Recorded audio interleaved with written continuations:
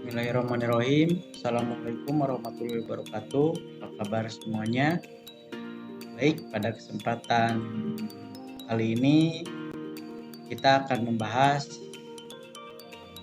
materi pembelajaran kaitan dengan proyeksi pada gambar teknik pada mata pelajaran dasar-dasar teknik pengelasan dan pemrograman.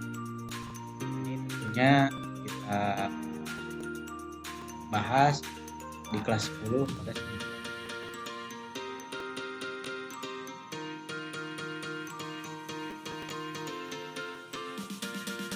Ini adalah konsep dari gambar teknik, di mana gambar teknik adalah gambar yang dibuat dengan menggunakan cara-cara, ketentuan-ketentuan, aturan-aturan yang telah disepakati bersama oleh para ahli teknik. Jadi berbeda dengan gambar pada seni, di mana di gambar tersebut bebas. Kalau gambar teknik itu gambar yang dibuat dengan cara-cara, ketentuan-ketentuan dan aturan-aturan, semuanya sama, dibuat standar gitu, dibuat dengan standar, bahkan standarnya itu sudah standar internasional. Jadi semua orang, semua ahli teknik yang ada di dunia ini sepakat bahwasanya gambar teknik itu adalah gambarnya itu seperti ini.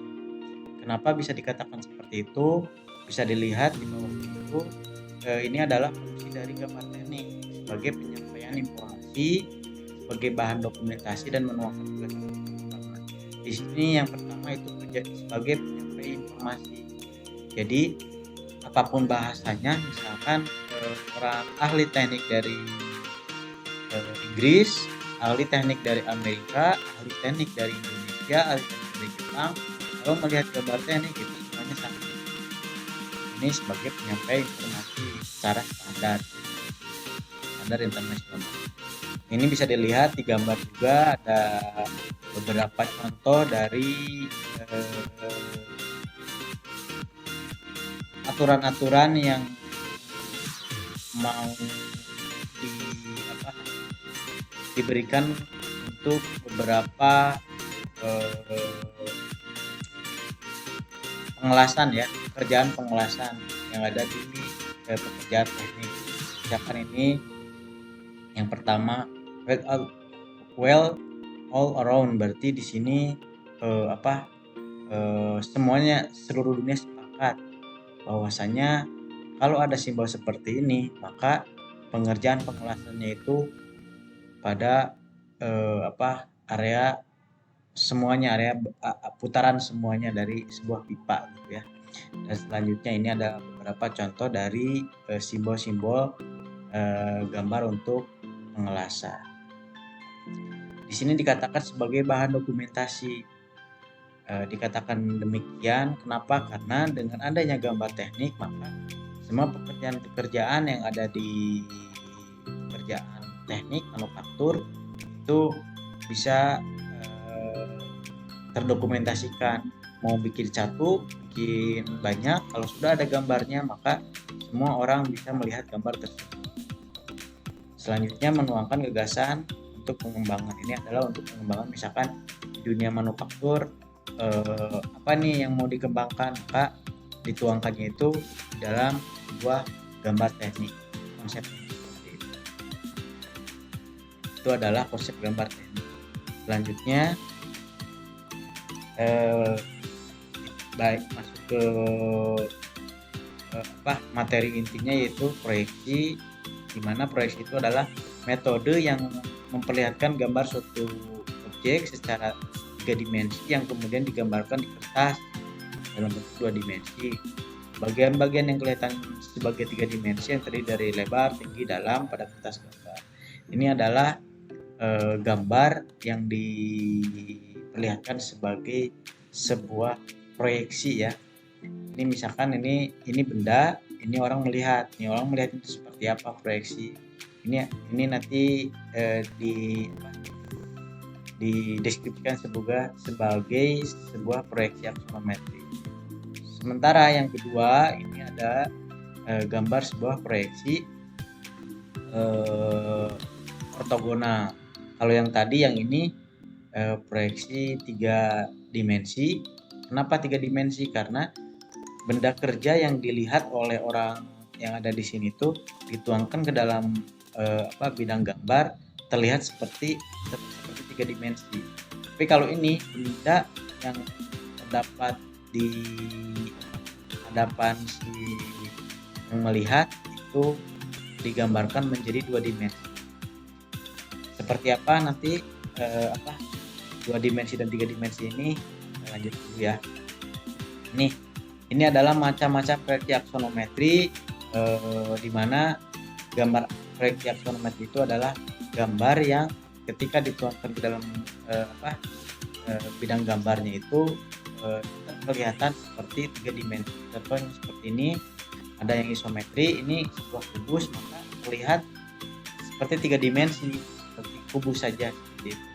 Dilihat dari pandangan sebelah sini. Ini ada aturannya di mana sudut A yang ini adalah 30 derajat, sudut B-nya juga 30 derajat, dan perbedaan antara sisi A, sisi B, dan sisi C ukurannya itu adalah 1:1 juga.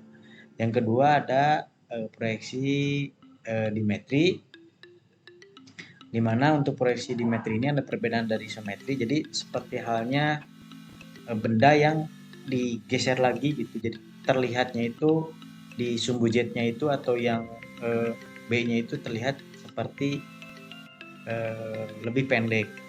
Ini kenapa? Karena ditarik yang sebelah kiri ini ditarik lagi, sehingga ini seperti terlihat lebih pendek. Ini aturannya itu yang sudut A-nya itu adalah 7 derajat dan yang B-nya itu 40 derajat. Selanjutnya adalah yang trimetri. Kalau trimetri ada yang oblik ya. Ini untuk sudut A-nya itu 1/5, sudut B-nya 3/5. Sebenarnya ini sudut A-nya itu bisa sampai 0 derajat dan sudut B-nya itu sampai 45 derajat. Ini adalah macam proyeksi dari aksonometri.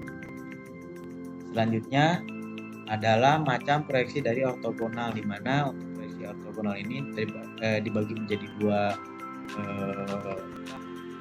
macam atau dua ini. Yang pertama adalah proyeksi Eropa dan proyeksi Amerika, di mana ada perbedaan di proyeksi Eropa dan proyeksi Amerika ini selain dari lambangnya ini ya.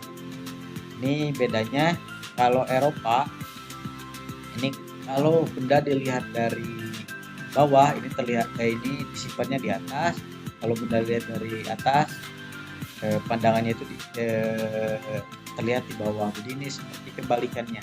Sementara kalau Amerika, benda dilihat dari bawah nih, yang huruf E tersimpan di E dan terlihat seperti memang di bawah.